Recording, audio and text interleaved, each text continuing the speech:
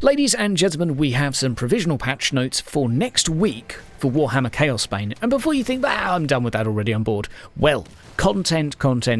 We know the game lacks that. Not only the end game, but just simply the replay value. It's missing a lot of stuff right now. But hey, the first glimmer of hope is upon us, and only a week after launch, which I'm pretty happy about. The new game mode, Invasion, which was not previously announced to be in the launch of the game, contrary to common belief, is going to be hitting the shelves or downloading onto our hard drives. Invasion is quite a little bit different to how I visualised it, at least. It's going to be almost a skill tree's worth of missions to work through toward various chaos gods, each one presenting with some different buffs for the enemies. So it's going to be things like extra shields against magic for the Tzeentchians, it might be extra fire damage for the Core Knights. I know that's not what you call them, but still I just think it's a cool word. But anyway, we have a bunch of different challenges to try and accomplish. So finally, a little bit of endgame with a little bit of a twist. Will this mean you just have to make multiple builds to get through different challenges? I kind of hope not. But there is also another 2 levels of difficulty coming as well, Chaos 6 and 7. So for those of you breezing through 5, you might find that actually 7 is pretty damn rough. Really looking forward to this. This is quite exciting, and there is also mention as well to find new rarity objects and become stronger. Aim to complete the highest rank. Now, I don't know if it's just referring to find those new red items you've not found yet, or whether there's going to be different items within here.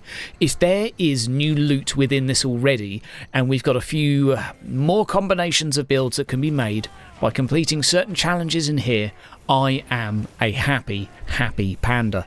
So, couple of other things need mentioning too. We're going to have some extra stages for the Collectors Guild, so you can get some extra gems by selling items. Whoop-de-doo, Basil. I guess it's better than nothing to have.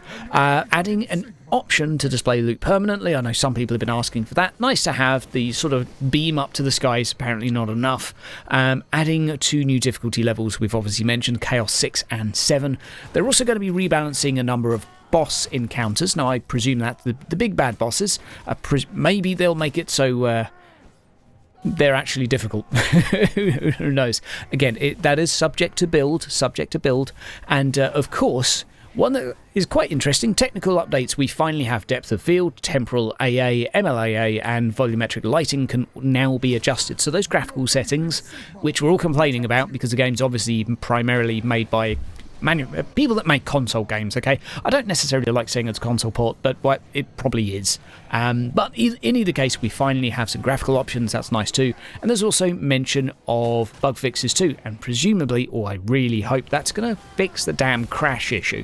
Doesn't happen too often for me, but every now and again I get cursed. 5 crashes in a row. Doesn't happen again for a day. But guys, we have a new game mode coming. It will be here next week. I'll be doing a full overview for you of this. I'm really looking forward to it. Hopefully, this will be a little bit of that extra replay and challenge. I just hope there's some extra loot and booty to grind away at. And yeah, let's get cracking at it next week. Guys, have yourself a great week. You've been listening to Hyder. Remember to like and subscribe and click a few buttons down there, and maybe leave a comment if you like, or a dislike, whatever.